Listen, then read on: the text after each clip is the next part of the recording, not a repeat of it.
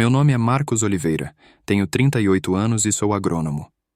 Nasci e cresci em uma pequena cidade no interior do Paraná chamada Campo Novo.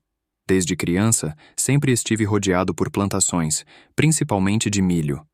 O milharal fazia parte da paisagem da minha vida, uma extensão natural do horizonte que eu conhecia tão bem. Após anos estudando e trabalhando em grandes fazendas pelo país, decidi retornar às minhas raízes e assumir a propriedade que pertencia aos meus avós. A fazenda, chamada Recanto Verde, era conhecida pela vasta extensão de milharais que se perdiam de vista. Meus avós dedicaram a vida ao cultivo do milho, e eu queria honrar esse legado. Ao chegar, senti uma mistura de nostalgia e responsabilidade. A casa grande, de estilo colonial, ainda mantinha o charme de décadas passadas, embora precisasse de algumas reformas. Nos primeiros dias, dediquei-me a avaliar as condições das plantações e dos equipamentos.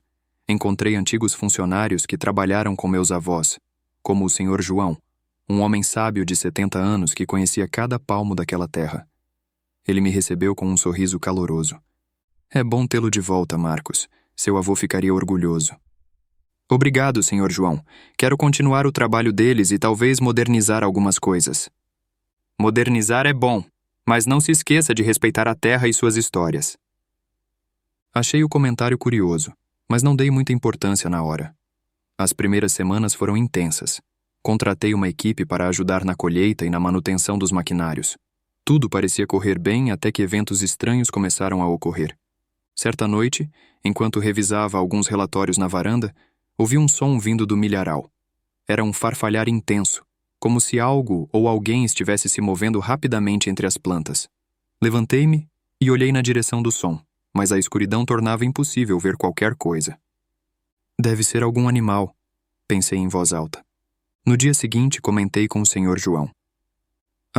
Esses sons são comuns por aqui, mas é bom não se aventurar no milharal à noite. Por quê? Ele hesitou antes de responder. Há histórias. Antigas lendas que dizem que o milharal guarda segredos. Ri, achando que era apenas superstição. Histórias para assustar crianças, Sr. João? Talvez, mas toda lenda tem um fundo de verdade. A conversa ficou na minha mente, e a curiosidade começou a crescer. Decidi que naquela noite investigaria por conta própria. Após o pôr do sol munido de uma lanterna, caminhei em direção ao milharal. A lua cheia iluminava parcialmente o caminho, criando sombras dançantes entre as fileiras de milho.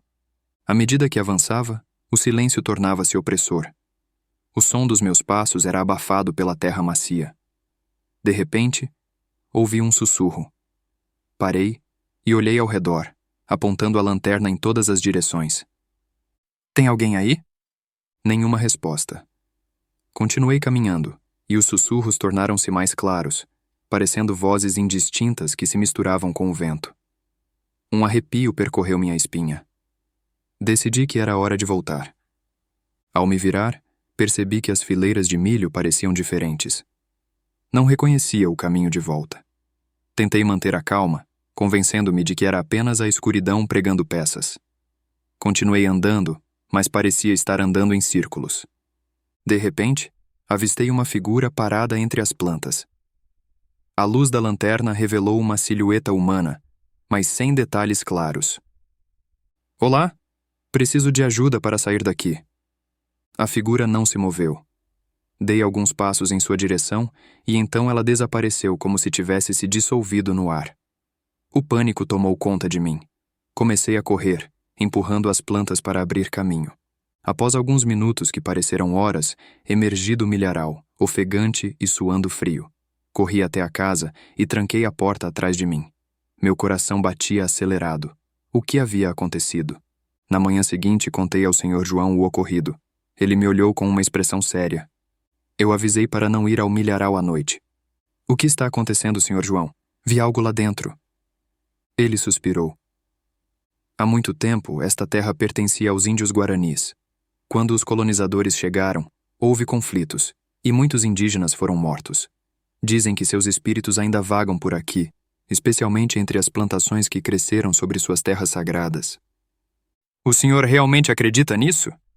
Não se trata de acreditar ou não. É uma questão de respeito. Seus avós sempre respeitaram essas histórias e nunca tiveram problemas. Decidi pesquisar mais sobre a história da região. Fui à biblioteca local e encontrei registros sobre os conflitos entre colonizadores e indígenas. Havia relatos de batalhas sangrentas e desaparecimentos misteriosos ao longo dos anos. Nos dias seguintes, os eventos estranhos intensificaram-se. Funcionários relataram ouvir vozes e sentir calafrios ao trabalhar no milharal. Alguns pediram demissão, assustados com o que chamavam de assombração. Uma tarde, enquanto caminhava pela fazenda, encontrei uma criança sentada perto de um antigo poço. Ela tinha cabelos negros e olhos profundos. "Olá, quem é você?" perguntei. Ela me olhou fixamente. "Você perturbou o descanso deles." "Do que está falando?" "Os espíritos da terra. Eles não querem você aqui." Antes que eu pudesse responder, ela se levantou e correu em direção ao milharal, desaparecendo entre as plantas. Tentei segui-la, mas não consegui encontrá-la.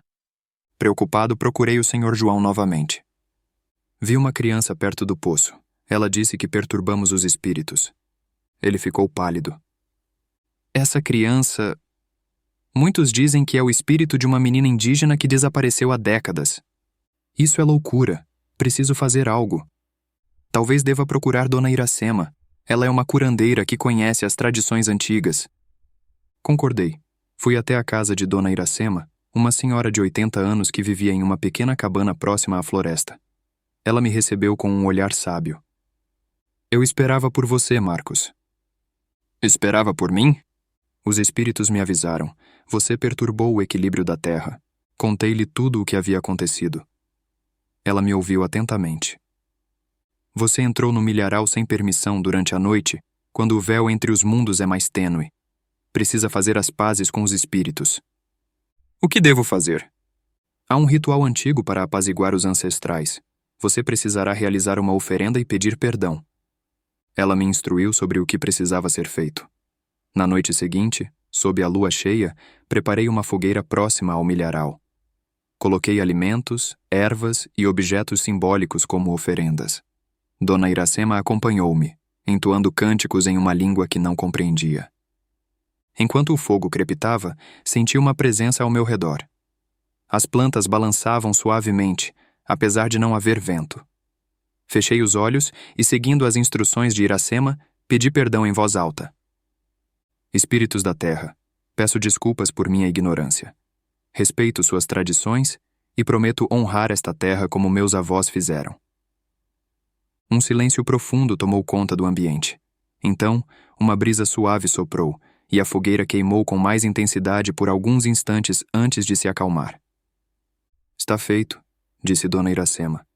Eles aceitaram seu pedido. Nos dias que se seguiram, a atmosfera na fazenda melhorou.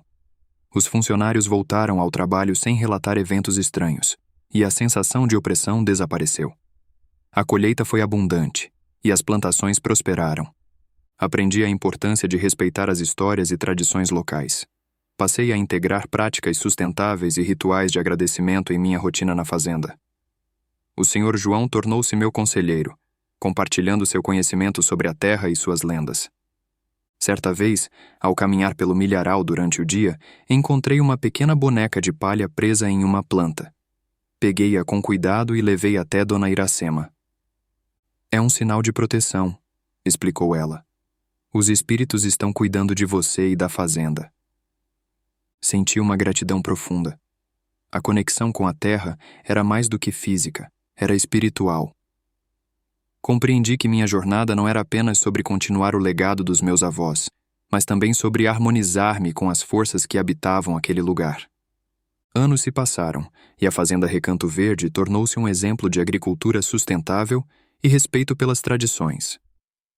Visitantes vinham de longe para conhecer nossas práticas e ouvir as histórias que agora contávamos com orgulho.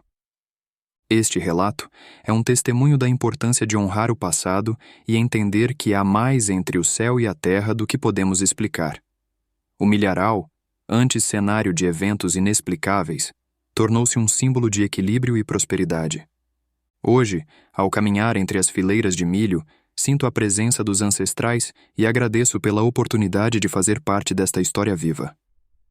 Aprendi que o respeito e a humildade são essenciais para conviver em harmonia com a natureza e seus mistérios.